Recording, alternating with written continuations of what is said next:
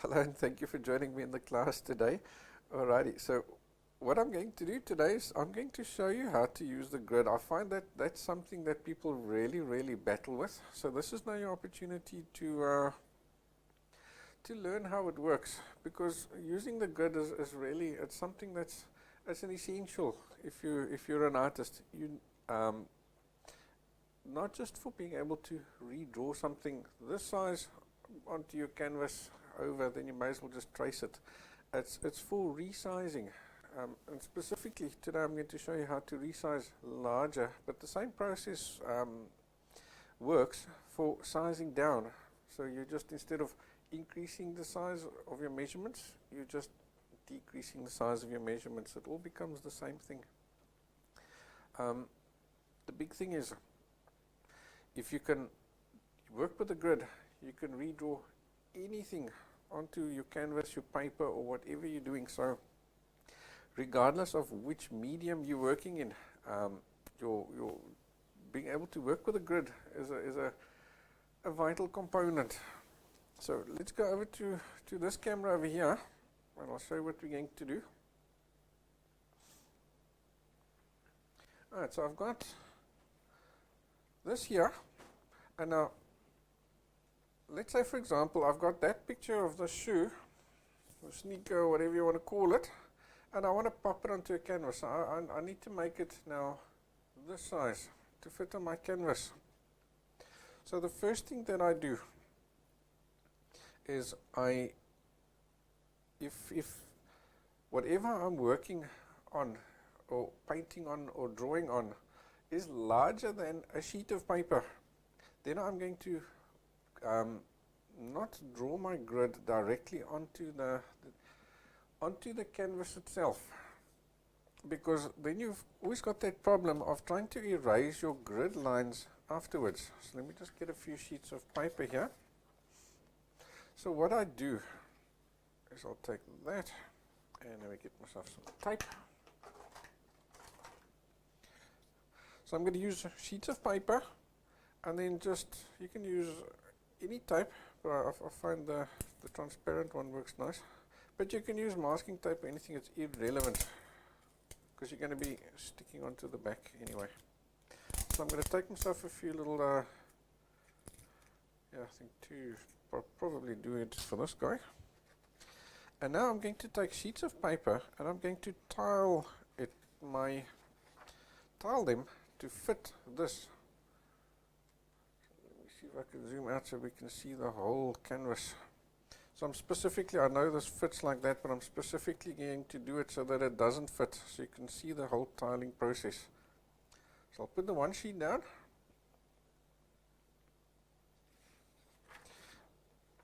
to match the edge of the canvas there, like that. And then I'm going to do the next one to match the next edge. And if there's a gap over here, I'm going to put more sheets of paper down to make sure that I'm covering the entire canvas. The whole idea is, so I'll stick those guys to each other, that we're going to replicate our canvas. So let's take that one and stick him over there like that. So now I've matched those two corners over there. And I've added enough sheets in the center bit. So now you agree with me, I've stuck enough papers down and to match exactly the same size as my canvas that I'm working on. So now I can take my canvas and I can put it one side. So that means my canvas forever and a day is going to stay clean.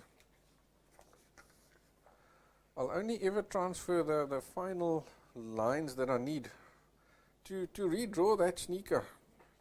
Alright, so now I've stuck this, so this has got all sorts of tape on this side. So I'm going to turn it around, give it a U-turn, so that I don't have any tape or anything to draw with. So this here is going to become what I'm drawing on.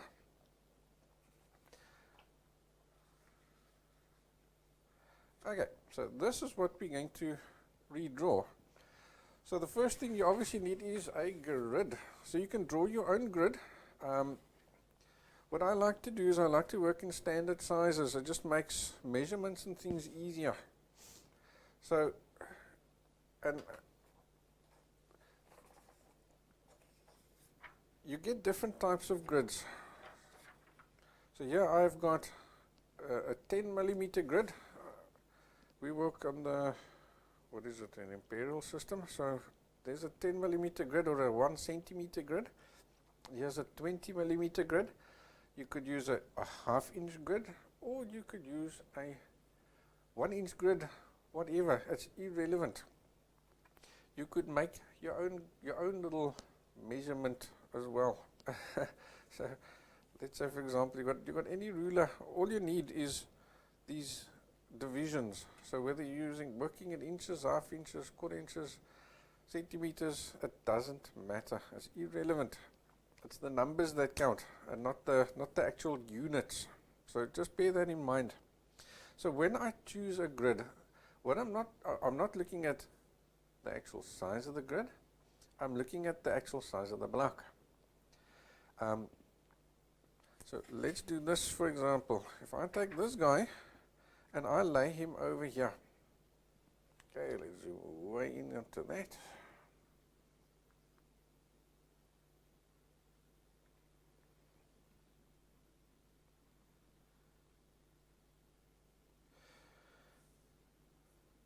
So if I zoom in on here, if I zoom in, if I lay this grid over here, what I'm looking at is how many blocks do I have across like that, and how many blocks have I got in proportion to the actual drawing or the actual image that I do want to transfer. And what I'm trying to decide, are there too many blocks or are there too few blocks? Or is it a nice amount of blocks? Because you'll find if you do this and you use two small blocks, so let's say we've halved the size of these blocks, then in each of these blocks something is happening. You see, you've got sort of, let's take that edge over there. You've got a bit of a line that's formed by the edge of the shoe, and that's what you're going to be redrawing. So inside of this block you need things to be happening. So I can see that, like here, from there to there, that line is going downwards. If I had a half that block, can you see there's not too much happening in that block? So it's difficult for me to judge the actual change from the one edge of the block to the next edge of the block. But then by the same token, if I've got a grid that's maybe, let's use this guy, it's now possibly too large. Then what happens is you have too many things happening inside one block. So let's take there, for example. I've got this piece, I've got that loop over there, I've got this line, let's move him up, so for example like that, this line moves up and then it curves out that way. I've got just too many things happening per block.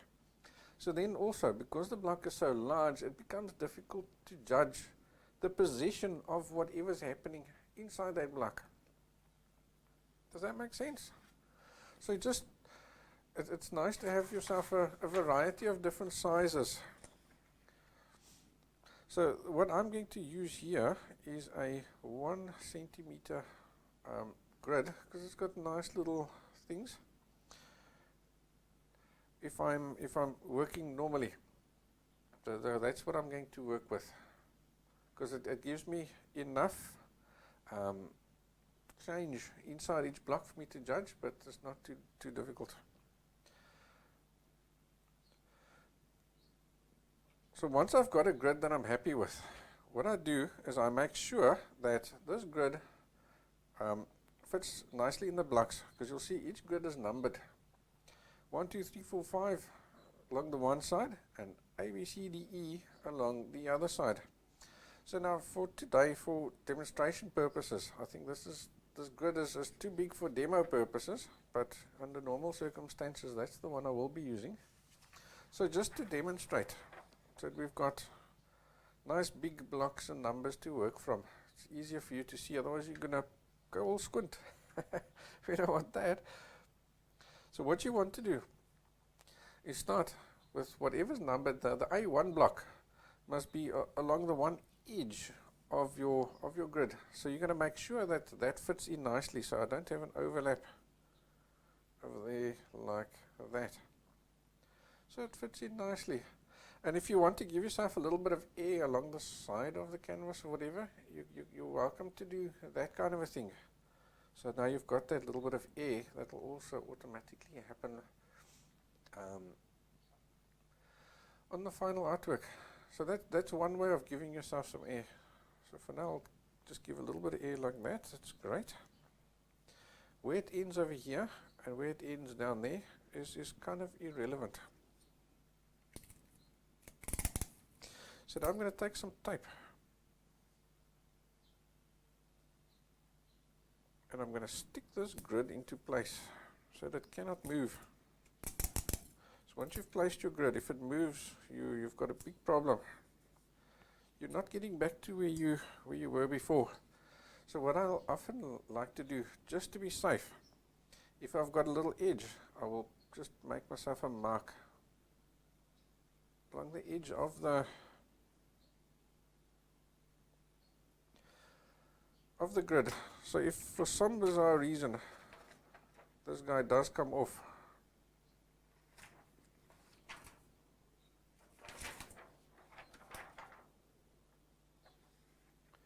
then I can at any stage can place him again. So I can just move that up into that corner where I've made that mark, move that guy up to that corner, that little line that I had over there. I can stick him down and he's going to be identical exactly where he was. Okay, so now what you're going to do is you're going to count the blocks. Now you're going to decide, can I lose a bit of space here or a little bit of space here? In other words, you choose which of your lengths are the most important.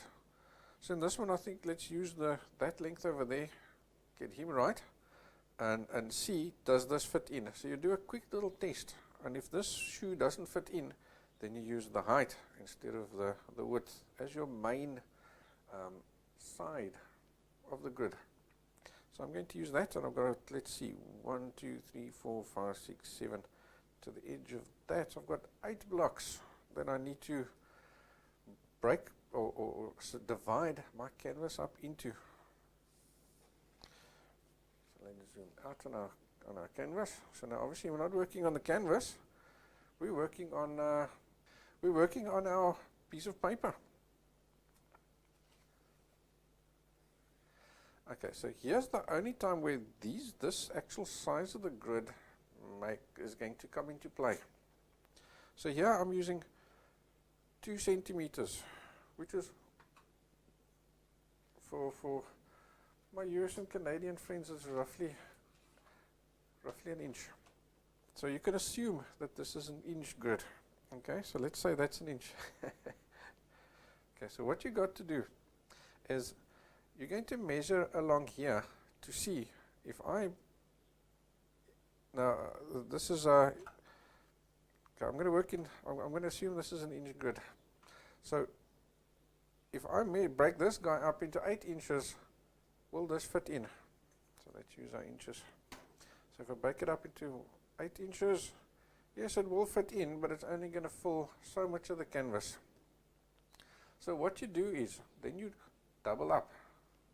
So you say, if I make these blocks twice as big, so that's basically what you're going to do with your grid to see whether it fits in. So you start off with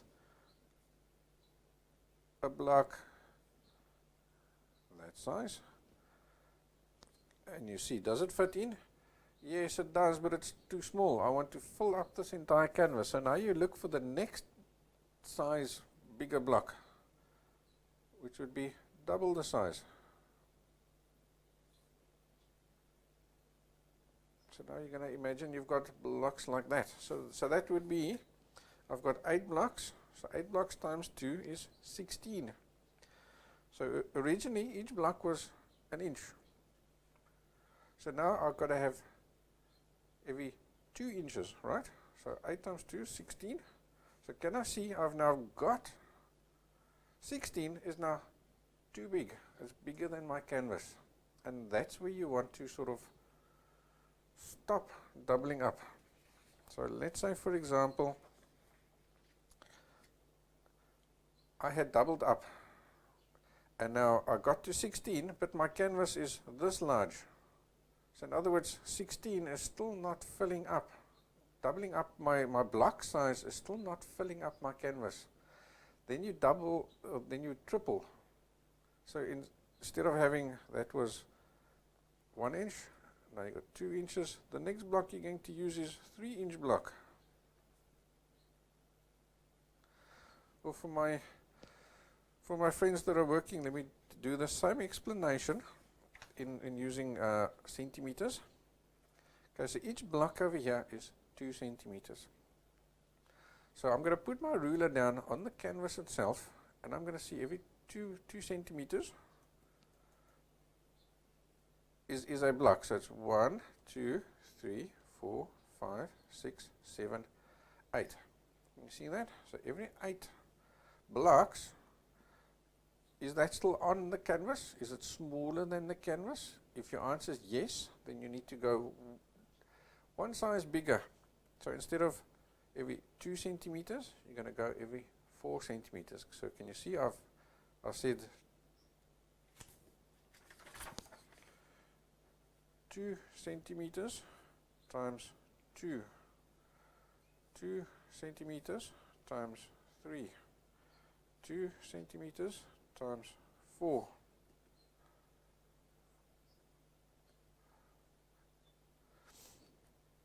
So I'm going to keep increasing the size of my block until it's larger. So there's 2 centimeters. No, it's still fitting. It still fits inside the canvas. So let's double up that 2 centimeters to 4 centimeters. So it's 1, 2, 3, 4, 5, 6, 7, 8, 9, 10, something like that. Okay, so can you see now what's happening? Now I'm suddenly outside my canvas. The minute you're outside your canvas, then you stop. Then that's the measurement that you want to use. Alright, so let's go back to our inches again. So we've said we've doubled up. So 8 inches, no, okay. 16 inches, yes, that's larger. So that's the size of block that you're going to use. So now what you then do to make that 16, which is now too large, right? To make it fit, you squash your ruler. So I keep this edge against the side over here, and I tilt the ruler like this. So can you see what's happening? It seems to be squashing it, because now suddenly the 16 is nicely on that edge of the of the canvas. Okay, the same thing would happen with the centimeters. We had 8 centimeters or 4 centimeters, and we ended up over there. So it squashed the ruler until that's on the edge, and that measurement of yours, the one that ended up just outside the canvas, is now on the edge. And from there, now we know we've used every 2 inches, right? So there's 1, 2, 3, 4, 5, 6, 7, 8. So what I've done is I've broken this guy up into exactly 8 blocks. Yes, and by doing this method, the only math that you've got is taking your measurement and timesing it by 1, 2, or 3, which is easy. I mean, if you're using a 1 inch, you go to, right, my blocks are 1 inch on the grid, but they're too small for my canvas, so I'm going to make them 2 inches, 3 inches, 4 inches, until those measurements, or those size blocks get you just off the canvas. I mean, and then you know, every time when you let's say you've ended up at three times bigger, so you've got your blocks are now 3 inches. So then all you need to do when you're making, once you've squashed your ruler or tilted it at that angle, you make your block every 3 inches. 1, 2, 3. So there's no physical math to do ever. And that's where most people battle, because they will now take the blocks. Let's go back to here.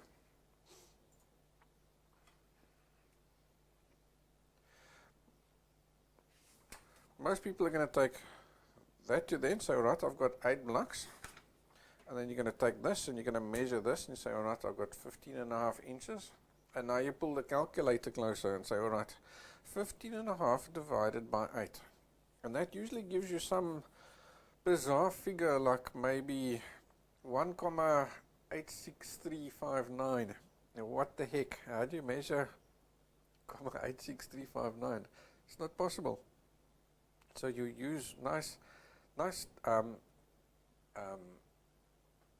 normal measurements, easy to use measurements like times 1, times 2, times 3, and then you squash your ruler like that.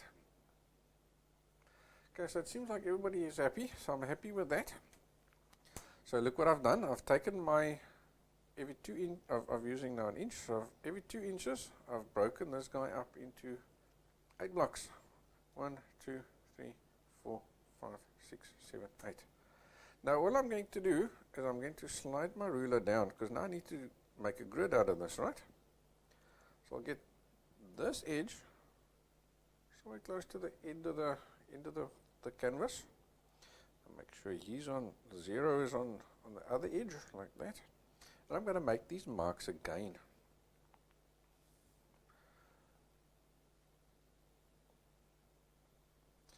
So that 1, 2, 3, 4, 5, 6, 7, 8. So now I've got 2 sets of marks, one there, one there, one there, one there, and so on. So the one half of the grid is done, and that was the most difficult part. So now you're going to make your marks. So obviously you can draw these things with pen, pencil, or whatever you want to, it doesn't matter.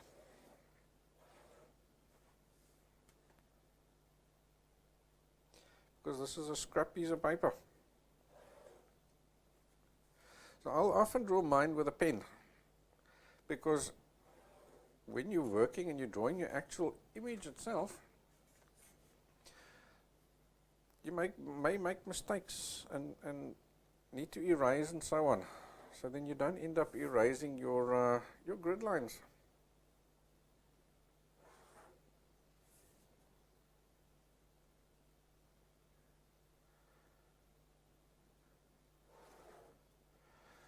Okay, like that. Now we need these guys. Remember these here, these blocks are perfectly square. So we need to transfer those at that exact size over there down that edge. So that's really easy to do. You simply take another piece of paper, put that perfectly on the edge over there, and transfer these little marks onto there. So I'm transferring that measurement, which is an odd amount. You agree with me? It's not an inch. It's not 2 inches. There's 2 inches, and we're a little bit shorter than that. So it's an odd little funny measurement. So I'm transferring those funny measurements onto my paper. Now what's important when you do this step is to mark as many of these as what the length of your paper will allow. So in actual fact, I'm quite lucky that one ends right on the edge over there. Because usually what's going to happen is you're going to have these marks, and then this last guy over here is not, it doesn't make a full block. So always ignore that last block. So to make sure that you don't mark that guy by mistake, just do this. To remind you, that's a dead block. You can't use that block. Right, so now we take our paper, we put it down over here. Again, get him nice on the top over there. And then just transfer all these little marks, just transfer them across.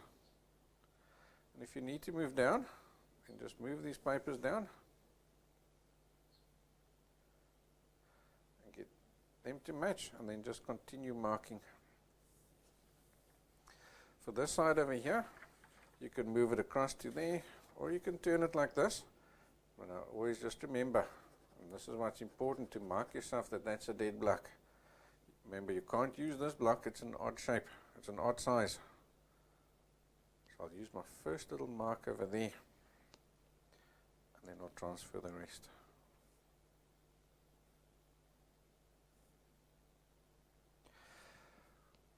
Classic mistake. If you don't mark this dead block, then what happens is you tend to do this kind of a thing. You go over here, and everything's perfect, you make all your marks, then you turn your page like this, put that over there, you make all your marks, and now look what happens. This over here is shorter. So all your lines, instead of being nice and straight across the page like this, end up being a little bit skew like this. Ding, ding, ding, ding, ding. So all your blocks are skew. So that's why it's important to just scratch out that dead block so that you don't use it by mistake. Alright, so now I've got my marks over there.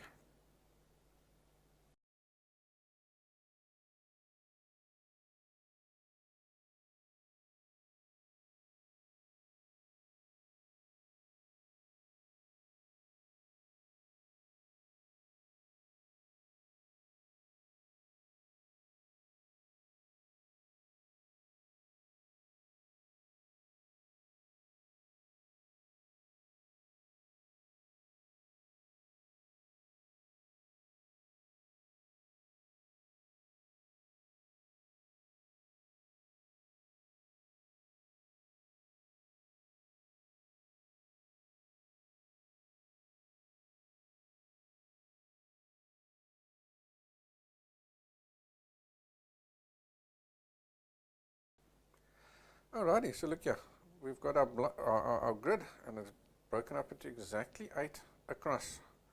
So now you'll usually find that this last little block over here, so we've used the across as our main length, right?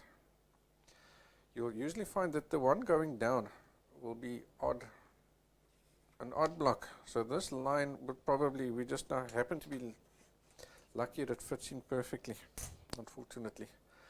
Normally this last little block ends up a little peanut block like that. It's normal, it's correct. It's just that the proportions of your canvas is not exactly the same proportions as your blocks, right? Or as your original picture. So that's normal. Okay, so now you need to do one last test. You've got 8 blocks across, which is all good. We've got 1, 2, 3, 4, 5, 6 blocks down. 1, 2, 3, 4, 5. Okay, I'm lucky I have exactly 6 blocks down. But if you ended up with something like this, then you would have had a problem, because your shoe or your picture, if you had to redraw it, wouldn't fit completely on the grid. So then you know, alright, I've used that width as my main measurement. That's wrong. I need to use the height as my main measurement. In other words, the 6 blocks down. So then you would start along this edge and separate that up into exactly 6 blocks. And then using the squash the ruler technique, so then you could essentially just do that.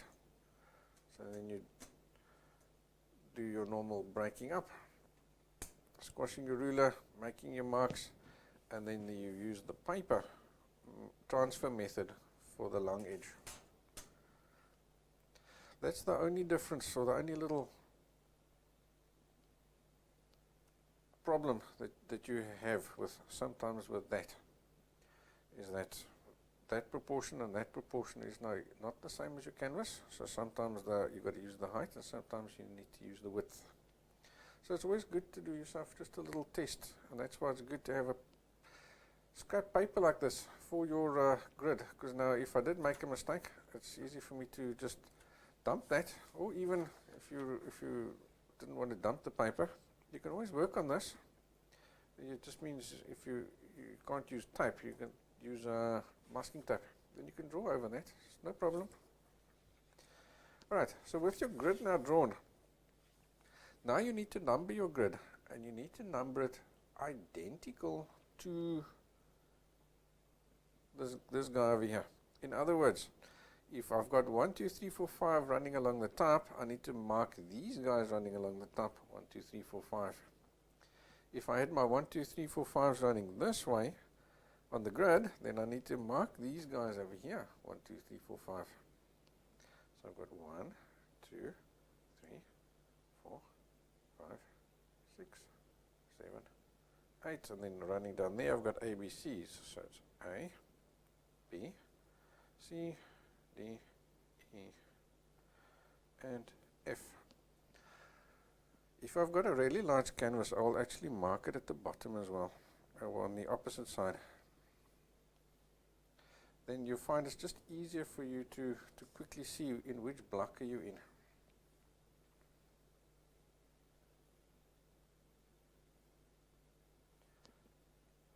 Okay, so now with our blocks sorted, now we can start the actual redrawing process. So obviously I'm not going to redraw this whole guy. I'm going to do just a few blocks so that you can see what's going on. So I'll zoom way in to there like that.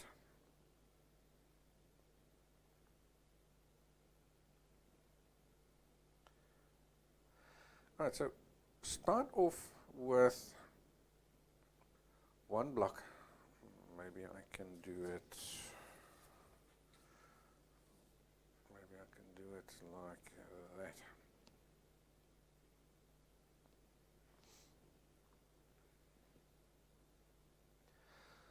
Start off in any block. It doesn't matter. You can start here, here, here, here. It doesn't matter. What I generally like to do is I try and find a corner.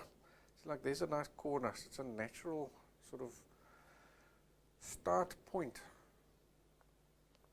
so that if I do work around, I'll naturally get to that corner, and that will remind me, alright, I know where I am now. Okay, so let's start with this guy. So what you're going to do, let's see if I can zoom in even more on that block there.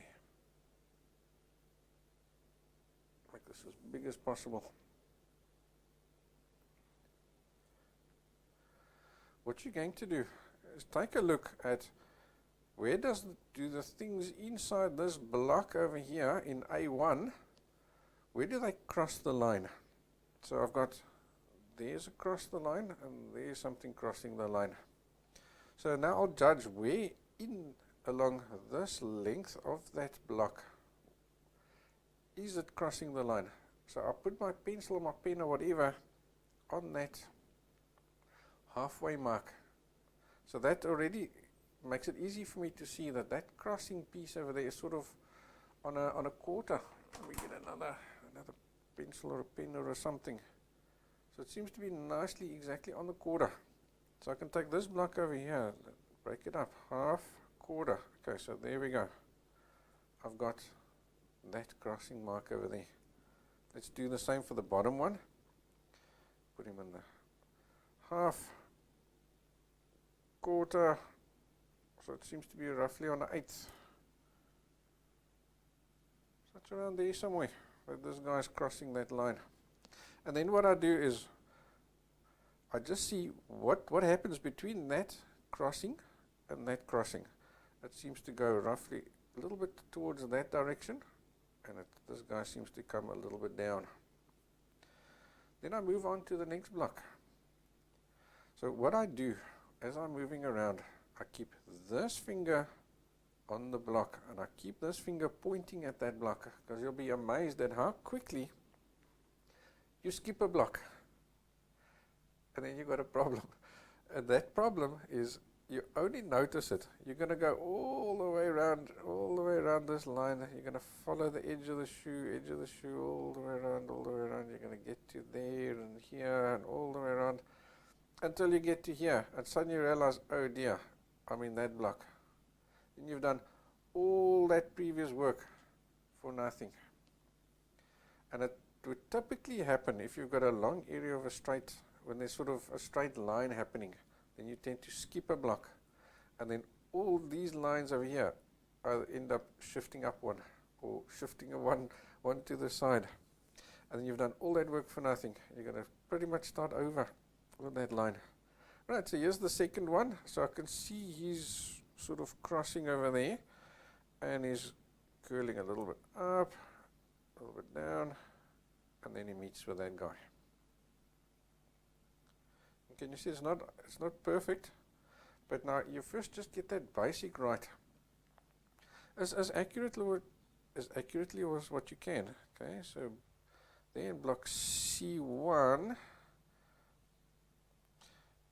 he seems to be crossing there on the halfway mark, like that. And then let's take a look. That little bump over there seems to be roughly here, just below the halfway mark. And then there's another little guy, so he starts over there. So he's going to do that to roughly this little point over here. And he's going to do that. I'm going to get it as close as what I can. Is it going to be perfect? No, probably not. Is it going to matter? Probably not. But once you've gone around, so let's take a look at this one. C, number D, ends over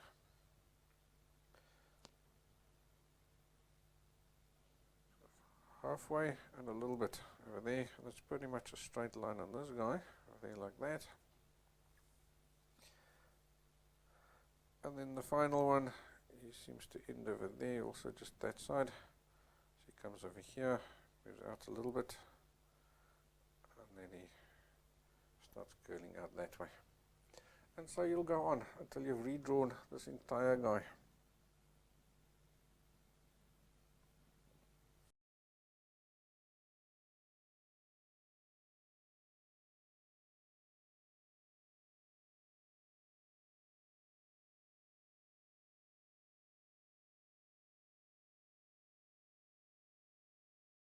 And before you know it, you've got this whole shoe drawn out on your scrap paper.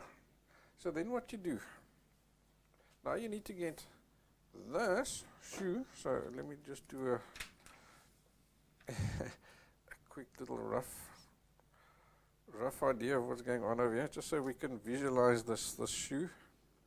See, he's probably running around there somewhere like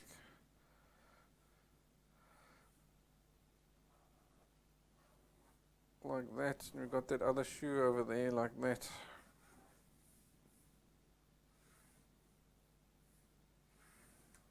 Okay, so there we go. There's our shoe.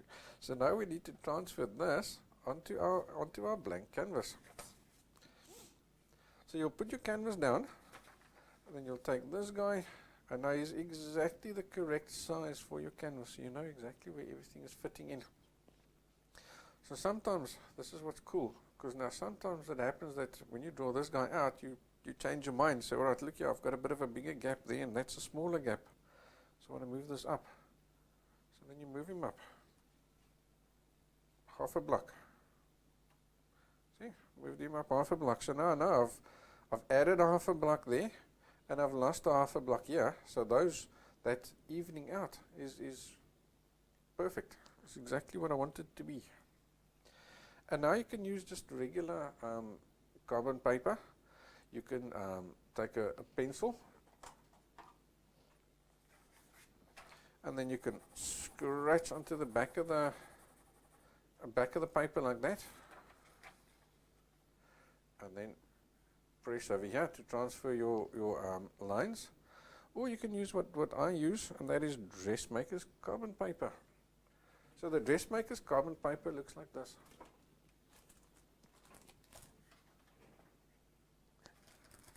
You can get this at any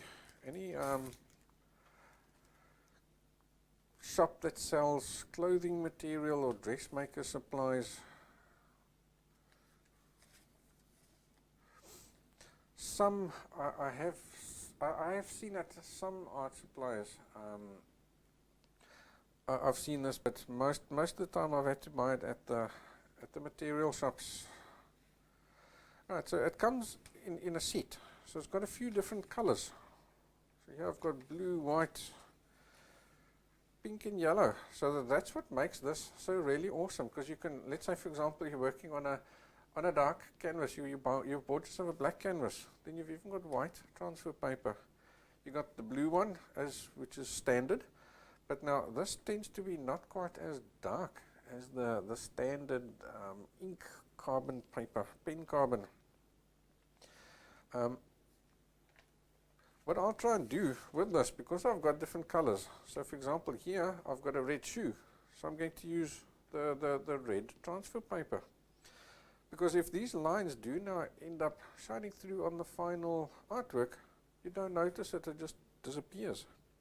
And let's say for example I've got an artwork that's maybe red over here and green over here, then I'll use the red transfer paper over here and I'll use the green carbon paper over here, just to sort of match it up.